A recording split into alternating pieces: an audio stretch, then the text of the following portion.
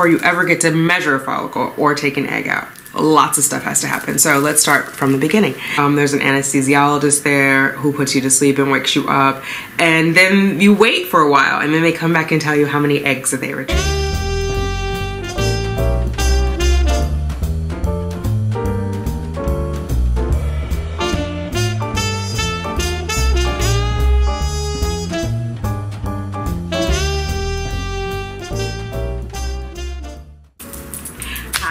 Thanks for clicking on Simply Tanika. I am Tanika. If you are new here, welcome. Hit that subscribe button. Let's hang out a while. If you are returning, welcome back. What's up, fertility fam? We gotta do what? Let's get those babies, ladies. Drops fall and the beauty of it all. Hey fam, how are you? Thanks for clicking on Simply Tanika. If you are new here, welcome. If you are returning, welcome back. If you're new, my name is Tanika. I am your fertility fairy godmother. I am passionate about women's reproductive health. I have been labeled infertile, but it does not define me. All right. I want to talk about what is IVF. I've been watching a lot of videos. I vlogged through my IVF, but I think I was like so in the moment of like, what the hell is happening? That I don't know that I did a great job of explaining what was going on. And so I've watched a lot of videos and I think everybody is kind of in the moment. And so I want to just like take a step back in case someone is new and is about to go through it, explain it all without all the emotion. Not that it was bad to show all the emotion because that is what I was going through. I wanted to document it for myself and I wanted to document it for other ladies who were going through it at the time or who had gone through it so that they, you know, we could connect and relate with each other on that level. But let's take it all out. Let's take all the emotion out and let's just kind of go through what happens. So first things first, you're going to meet with an RE. A reproductive endocrinologist. You're going to go over all of your stats. If you've never been, if you've just been at home, TTC, or not just, but if you have been at home trying to conceive, working with your husband, ovulating, checking on your ovulation, and all that fun stuff, and getting your baby dance on, you may not know what to expect when you walk in the office. So you've been trying for a year if you are 35 or younger. You've tried for a year at home, it hasn't worked, so you're going to a reproductive endocrinologist or an RE or a fertility doctor, fertility specialist, fertility center, fertility clinic. You're going to the baby makers.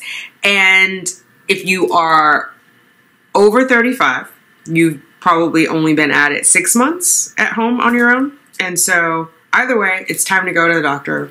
What do you expect? There's a whole set of questions you're going to ask this doctor. That is not going to be this video. I'm going to stick to the IVF part of it. But let's say you go through the questions with the doctor. You have all of your tests done. You might do some preliminary like IUIs or some other things that are less aggressive than IVF depending on what happens. But at this point, you're having the conversation to move forward with IVF. You agree, both agree that it's time to move forward with IVF. What happens from there? There are a couple of things that you need to know about IVF. I've seen a lot of ladies say, oh, don't do IVF, do InvoCell instead. It's a form of IVF though. ICSI is also a form of IVF. What does IVF stand for? Let's start there. In vitro fertilization, IVF. What does that mean? In vitro fertilization simply means it is being fertilized. The egg is being fertilized outside of the body. In vitro means outside of. And so it is outside of the body. Sometimes you'll even see like in vitro pregnancy test. In vitro, it just means it's happening outside of the body. So it's a, you know, scientific word for a not so complicated thing outside of the body, in vitro fertilization. So that means eggs are going to be removed and sperm is going to be introduced, not in our body where it naturally happens, but somewhere out here with some people who really know what they're doing, embryologists. Okay, so that is what in vitro fertilization is. Then there are different levels of in vitro fertilization. When I did mine, I also had to do ICSI, which is intracytoplasmic sperm injection. Oh, I remembered it. ICSI, intracytoplasmic sperm injection. What the hell does that mean, Tanika? That means they're going to take one sperm. They're going to look in the dish where all of that sample has been given. I don't know why it's a sample. Baby, if you don't put that whole thing in that dish and quit playing with me, they're going to take one of those sperm. The best looking one, or the best 12 ones, depending on how many follicles you had. I had one. follicle. I had one egg come out of one follicle. And so they just pick the best looking sperm. They do it under a microscope with some very tiny tweezers. They grab it. They try not to pull the head off or the tail. They take it, and then they take the little egg and they inject intracytoplasmically that one sperm into that egg, and they pray for fertilization. They pray. Or you pray. They hope. Everybody, let's just pray for fertilization. Why? Because some people are under the misconception that once you do that, it's automatically fertilized. There's a sperm in an egg, it must be fertilized. Nope, nope, nope. Unfortunately, not. How they verify fertilization is that there are then become two nuclei. So there are egg cell, sperm cell. They go together. If they bond, those two become a cell over here and a cell over here with two nuclei. Something magical has happened though, and those cells are now a part of each other. So they are two of the same set of DNA. That's you and the father of the baby. Your DNA and the father of the baby DNA. Or if you're using donor on either side, the donor sperm's DNA or your donor egg DNA have now connected and have become a soul. You have made a baby. Congratulations. So that is what ICSI is. If you just do what I'm going to call regular IVF, straight IVF, standard IVF, just the run-of-the-mill IVF, what they do is they take all of your follicles that they've removed and they put them in a dish with all of the sperm together, and they let them kind of go at it naturally, and the sperm will look to penetrate the egg on their own. That's your regular IVF. InvoCell IVF is they're going to take the eggs out, they're going to take the sperm out, or not take it out, he's giving it up willingly. Give it up, y'all. He's giving it up willingly. They're going to put it in a container, and it's similar to what we did in the dish. They're going to let them go at it together and make babies. They seal the container and they put it in mommy's hoo-ha, and then after the end of 2 weeks we'll take it out. But wait, how did we get all these eggs out? How did we get all the sperm out? What the hell's going on? I know I skipped some. I just wanted to go through the 3 kinds of IVF first that we're going to talk about. Let's back it up. Back the thing up. Let me see you just back the thing up. Before you ever get to measure a follicle or take an egg out, lots of stuff has to happen. So let's start from the beginning. You've decided with your doctor that you are moving forward with IVF. You've had this conversation. You've agreed that you're going to do InvoCell or ICSI or Plano IVF. Again, it's based on your test results from whatever has been measured in your body and whatever has been measured in your partner's body or your donor's body, or whatever has been measured. I don't want to exclude anyone. Whatever has been measured in the egg donor's body. So there's different factors that come in based on your test results. You're moving forward with IVF. What happens? In this instance, in this first example, I'm going to say it as if you are using your own eggs and you're using your partner's sperm. First thing, the cycle before, something is going to happen to you. Nothing scary. There's no boogeyman. I don't know why I said it that way. For me, what happened was on cycle day 21, in the cycle before I was going to stem for IVF, I started with an estrogen patch, and that was for estrogen priming. So I did cycle day 21 or 7 days post-ovulation estrogen.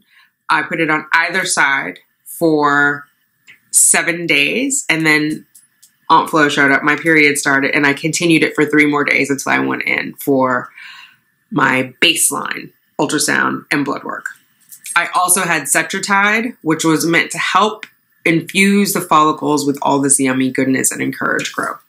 Some women have birth control they are given. Some women have progesterone they are given. There are different protocols, but something is going to happen in the cycle preceding your IVF cycle to prepare your body for IVF. So then when you start your period, you're going to call your clinic, either talk to the nurse, call your overnight line, leave an email, some form of communication your clinic has established with you. You are going to use that form of communication to say, hey, Aunt Flo has started, let's get it on.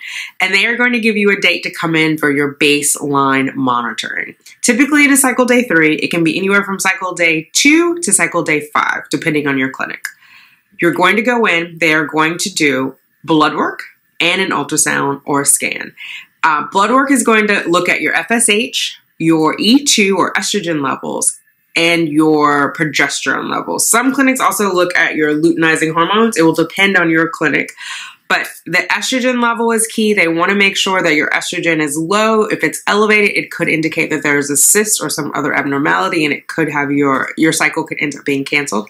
They also want to look at your FSH. Typically, most clinics want it below 10 in order to move forward with your IVF cycle. Why below 10? What is FSH? First of all, FSH is your follicle stimulating hormone. You would think the higher the better, but that is not the case. What happens in our bodies is the higher that our follicle stimulating hormones are working, which is exactly what it sounds like. It's a hormone sent to stimulate your follicles.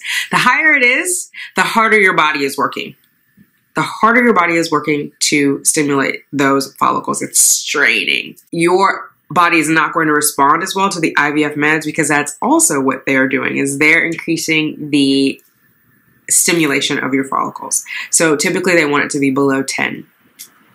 My RE, and I go to Columbia Medical, Women's Medical, I'll put the exact name down here, indicated that anything above 20, I would not be responsive to it. So ideally below 10, but anything above 20 was a deal breaker. So it had to be 20 or below my FSH in order for me to move forward with my cycle. It was 7 something for my IVF cycle. Typically what happens is you will go in the morning during monitoring hours. Like for my clinic, I believe it's from 7 a.m. to 8:30 a.m.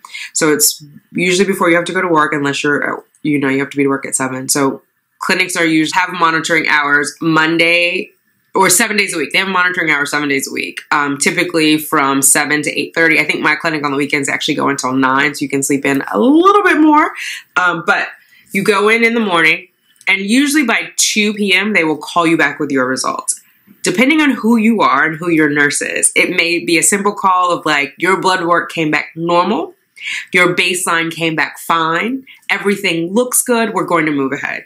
Me, I wanted to know, what was my FSH, what was my E2, and then I wanted to have a conversation about it. You don't have to have that level of detail. Decide for yourself if it's going to cause you more anxiety to know or not to know. For me, it would cause me more anxiety to not know, and so that's why I asked. You may never need to know what your FSH is or need to care. Typically, women over 40 or anyone who's considered advanced maternal age, which nowadays it's over 36, will likely want to know. They'll be pretty keen on getting that information, or women with diminished ovarian reserve. Because again, it all ties to how you might respond. It's a projection based on historical data of how you might respond to the stimulating meds.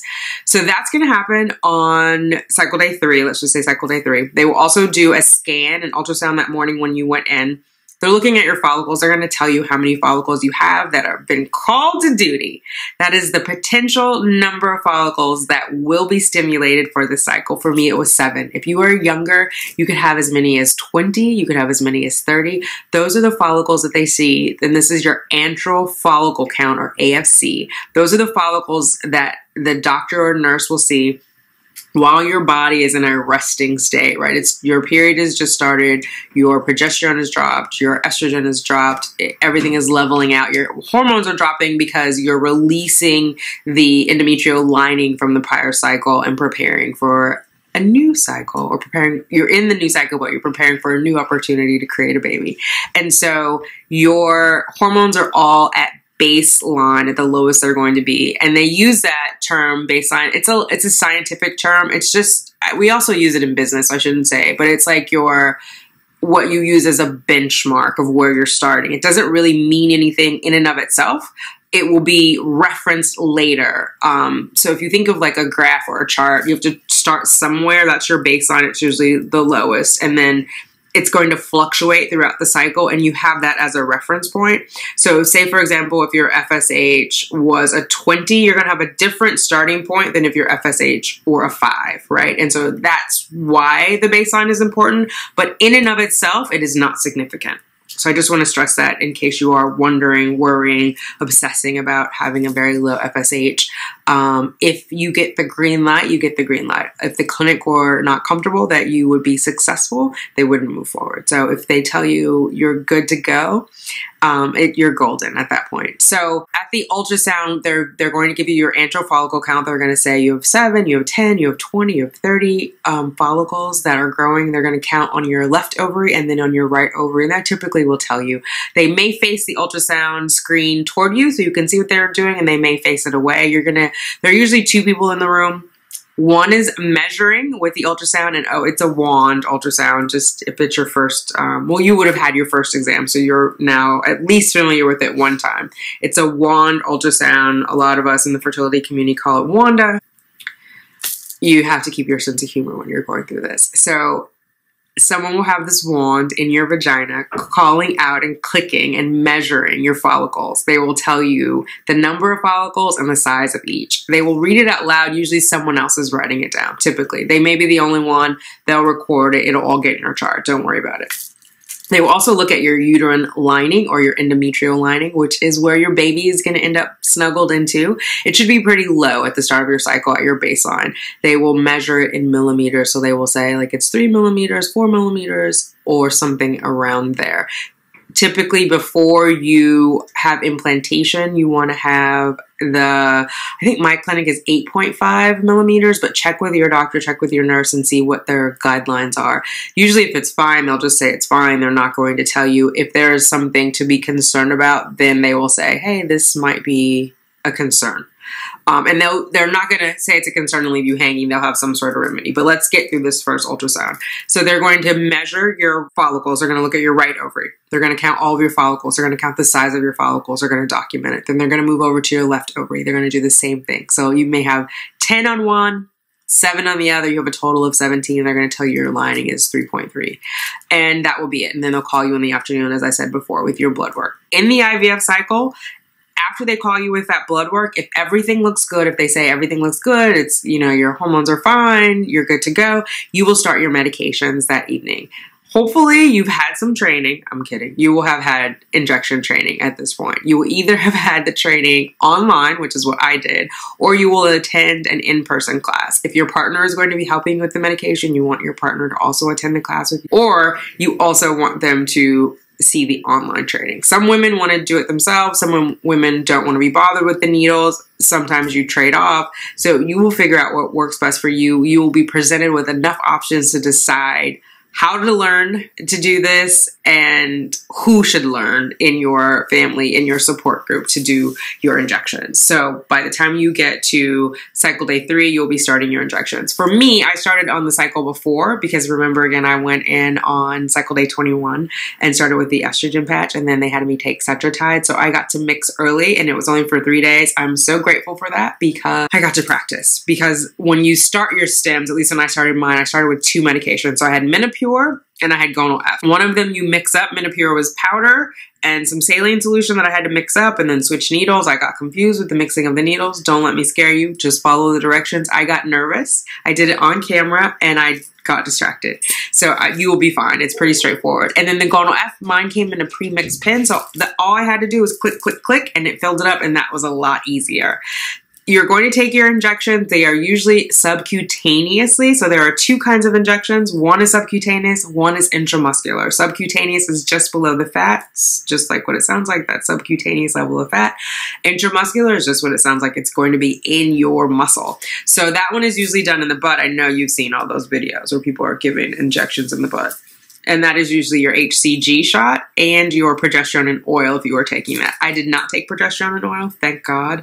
But I did give myself my trigger shot, and I did it in my thigh muscle. So you have the option of your thigh or your butt. The thigh, because I could see it, it's a big needle. If you are afraid of needles or needle shy, I would definitely recommend having someone help you, your significant other, your mom, or someone else. For me, I ended up doing it because the person who I asked to do it was more afraid of needles than I was, and I didn't realize it until the needle was out in the room.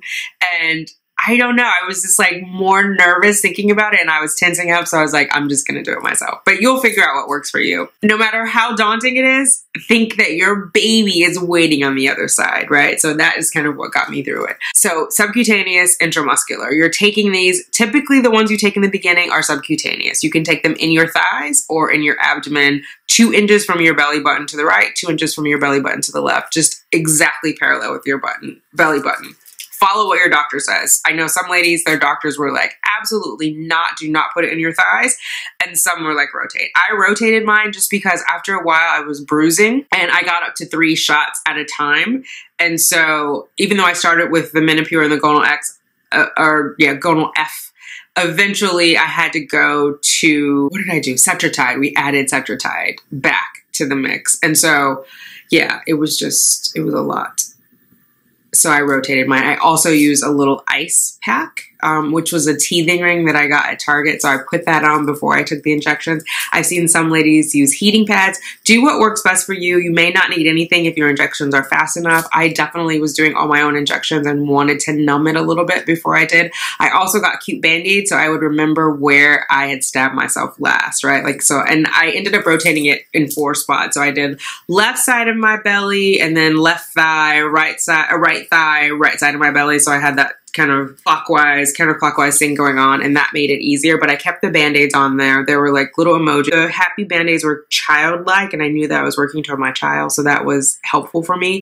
Oh, I meant to say, you're gonna get this big ass box of medicine. Don't be intimidated by it. It's really large. I posted a picture on Instagram. I was shocked, even though I had seen lots of videos. I wasn't expecting it to be that big. It was larger than my ottoman in my living room. So that was like, whoa. So you're going to get that box. Some of your medications will be in an ice chest within the box and they need to be refrigerated, and some of them won't. Mine were all in the ice box because the entire box was filled with an ice chest. Some of it had ice on it and some of it didn't. You'll also get a sharps container and you'll get some alcohol swabs, which you'll use during your injections. You'll need that, but they'll explain all of that to you in your injection training.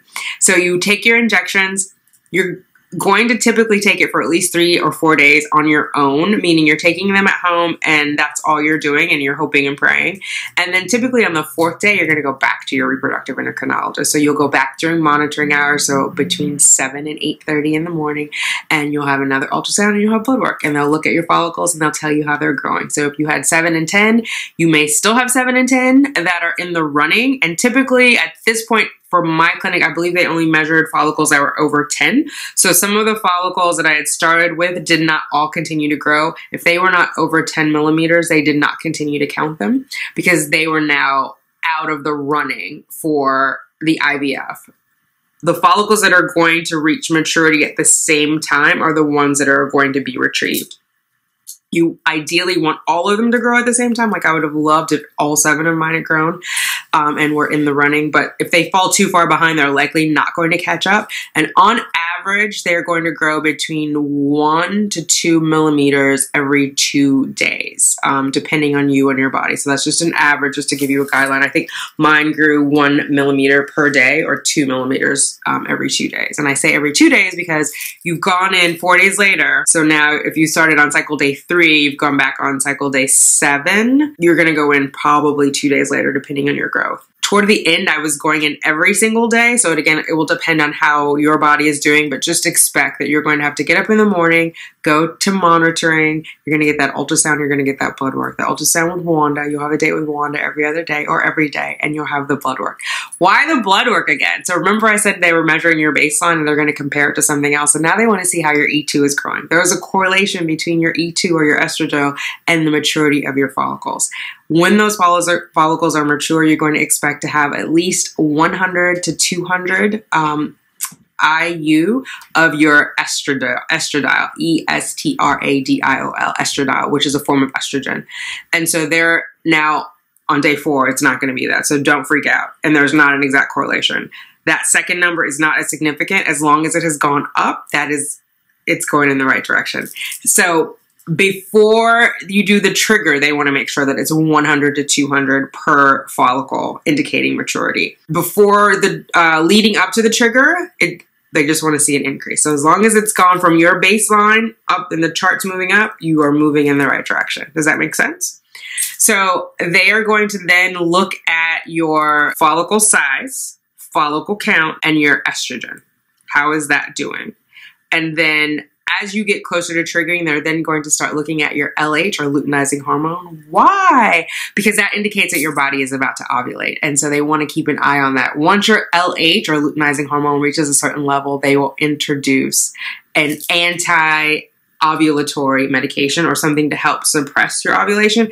It does not guarantee that you will not ovulate. I've seen a lot of videos where women have taken that medication and have still ovulated before the doctors got in there. It doesn't stop it, but it suppresses it. Why are we suppressing ovulation? Because we want those follicles to stay in there until retrieval. We want them to continue growing because those are our future babies, right? So when your LH reaches a certain level, they will have you take the suppressant. So for me, what I took was Cetrotide to help suppress ovulation.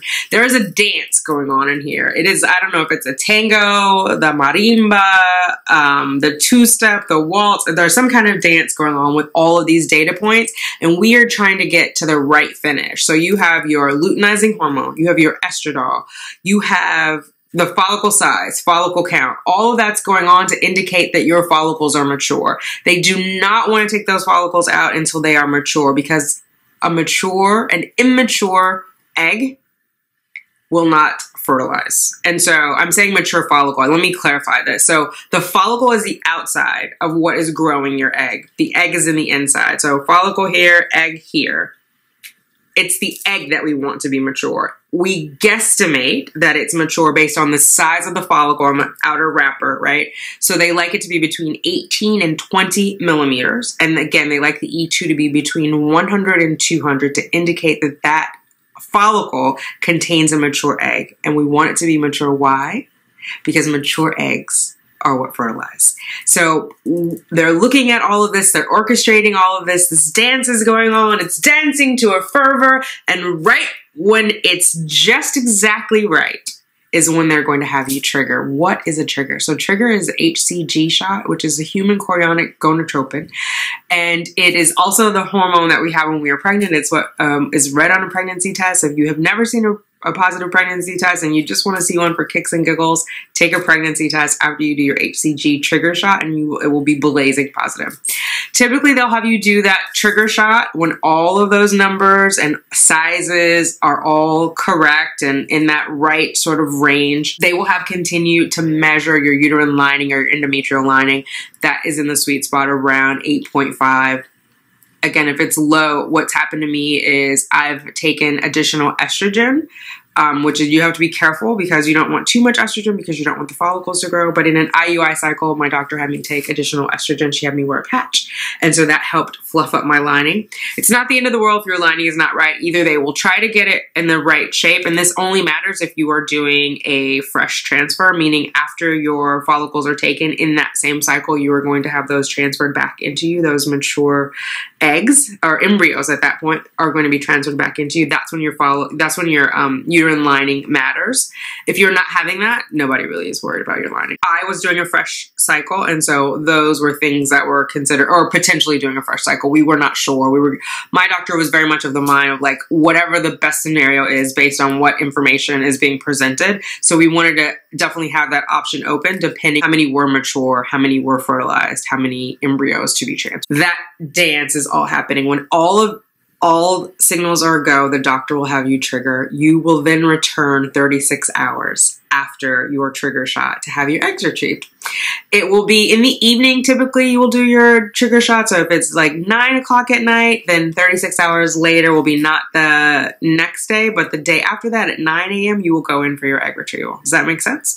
Before your egg retrieval, follow your doctor's instructions, but typically you are not going to eat. You are going to be sedated the day of your egg retrieval. So for me, I did mine Thanksgiving holiday. So Thanksgiving night, no, the night before Thanksgiving. So Thanksgiving Eve, I took my trigger shot, and then Thanksgiving was the night before my retrieval. So after midnight, I could not eat or drink. Couldn't eat or drink after midnight. And then in the morning, you can't have anything either.